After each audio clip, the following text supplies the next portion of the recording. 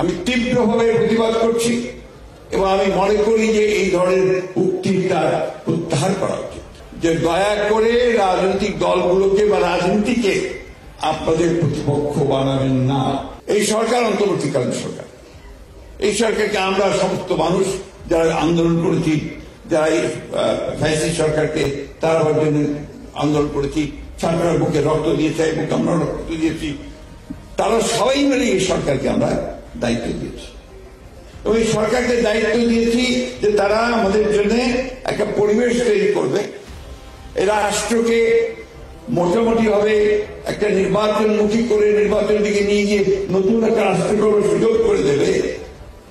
এই জন্য আমরা সবাই তাকে সাহায্য করি। বিশেষ করে আমরা বিএনপির তরফ থেকে প্রথম থেকেই তাদেরকে আমরা সমর্থন দিয়েছি, এখনো তাকে আমরা সমর্থন করে দিচ্ছি, এমনকি এই মুহূর্তেও তাদেরকে আমরা সমর্থন করছি। কেন আমরা চাই যে তারা কাজগুলো শেষ করে তারা আমাদেরকে জনগণকে তাদের প্রতিনিধি নির্বাচন করার সুযোগ করে দিয়ে তাদের পার্লামেন্ট, তাদের সরকার তৈরি করার সুযোগ করে দেবে। কিন্তু যেন এই কথা বলেন যে রাজনৈতিক দলগুলো অন্তর্বর্তীকালীন সরকারকে ব্যর্থ করার জন্য কাজ করছে, এটা অত্যন্ত মারাত্মক একটা অভিযোগ। আমি তীব্রভাবে প্রতিবাদ করছি এবং আমি মনে করি যে এই ধরনের উক্তিটা প্রত্যাহার করা উচিত এবং আমি এটা মনে করে দিতে চাই যে দয়া করে রাজনৈতিক দলগুলোকে বা রাজনীতিকে আপনাদের প্রতিপক্ষ বানাবেন না। রাজনৈতিক দলগুলো আপনাদেরকে সহযোগিতা করছে, এটা রাজনৈতিক দলের দায়িত্ব।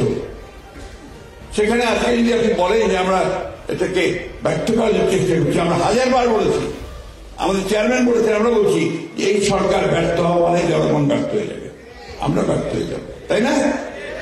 তাহলে এই কথাটা ওনারা কেন বলবেন?